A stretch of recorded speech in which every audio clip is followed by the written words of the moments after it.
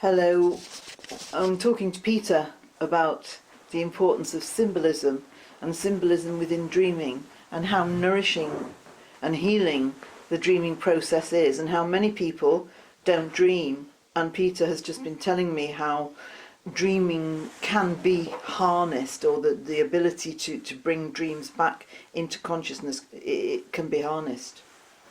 Yes, it's important to realise that there are cardinal points in the day, there are cardinal points in the year, which suggests that there are times more auspicious than other times.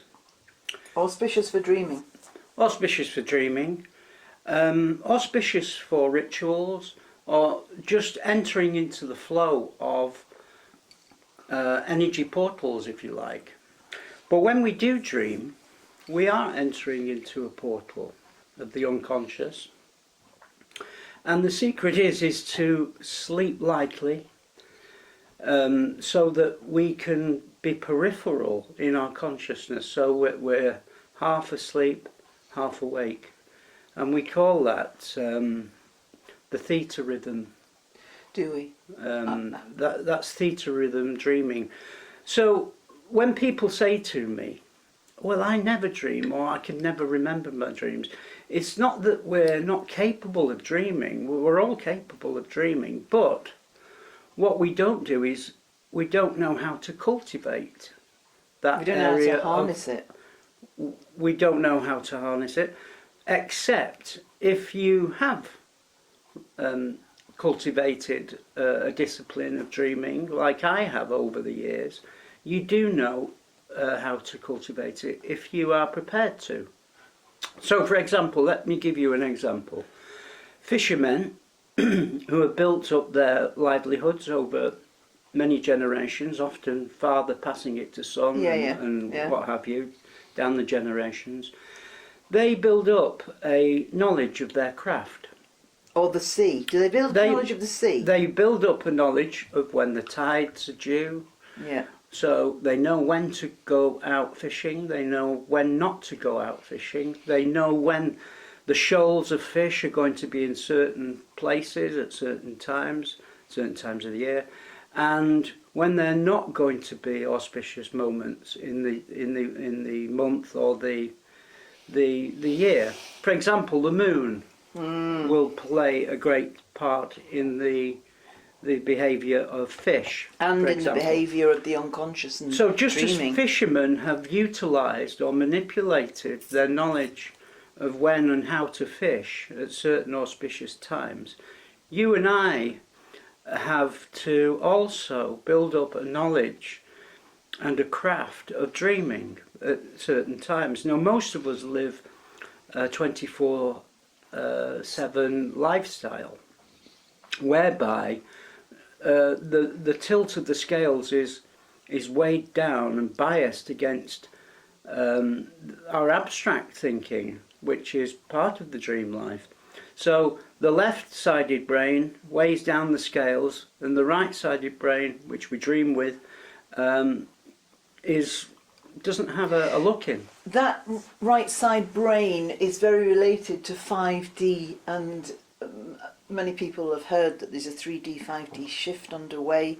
3D fear, control, practicality, duress, the very physical and the dense of the Earth system, and 5D is that free flow of consciousness beyond any control and beyond any fear. And when you're dreaming, you are privy to that 5D. When you're meditating, you are, but yes. It is something you can learn to harness, just as Peter has described about dream life. Dreaming is a portal to a different dimension. It is, to the understanding, and it's the understanding you bring back with you. It's the theta brainwaves, which we dream with, which we meditate with. The theta dream is frequency. This is a vibe. It's a frequency and a vibe of energy. And we're coming very much into that portal now because of Jupiter going into Pisces, which we have talked about before.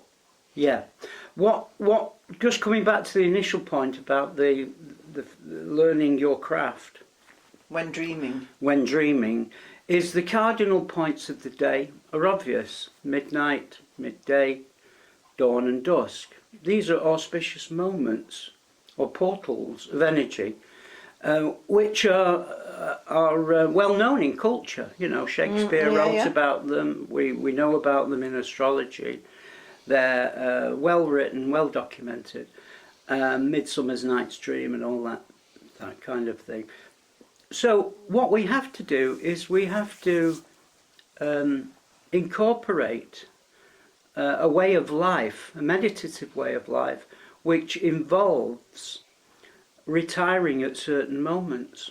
Yeah, many people do it now. More and more people do it, and it's vital because it's so refreshing and it's so revitalizing.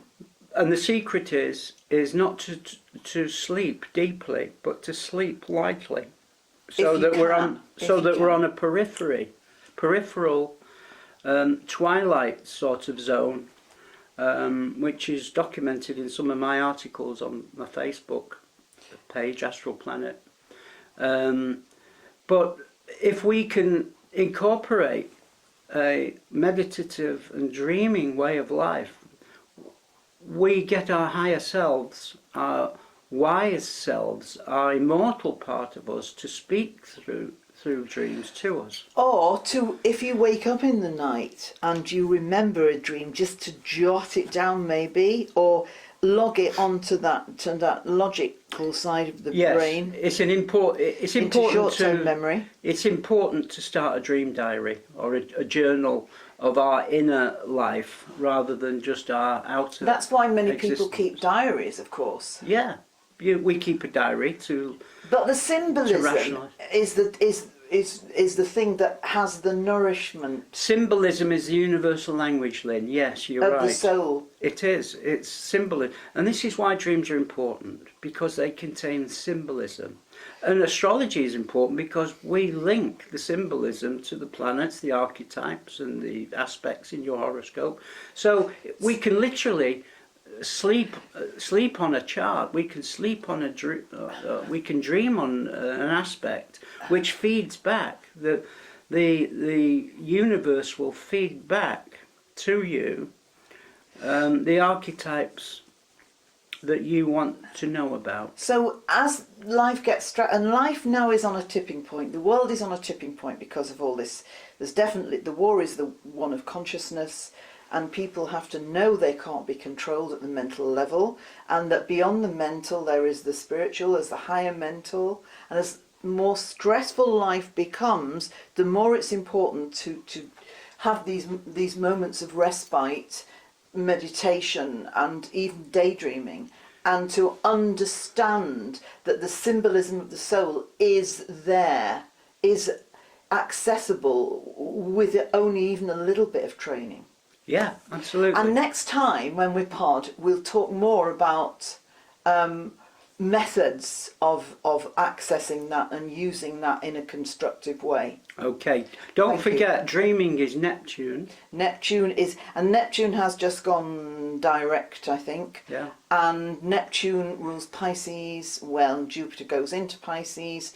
Big turning point. Big thing about the 5D. So coming into operation. Remember that Neptune brings the bounty from the ocean to the shore. So it's those symbols. The ocean being the sea of life. That's right, and the unconscious, and it's important to remember these things. Okay, thank you very much, and join us next time. Thank you.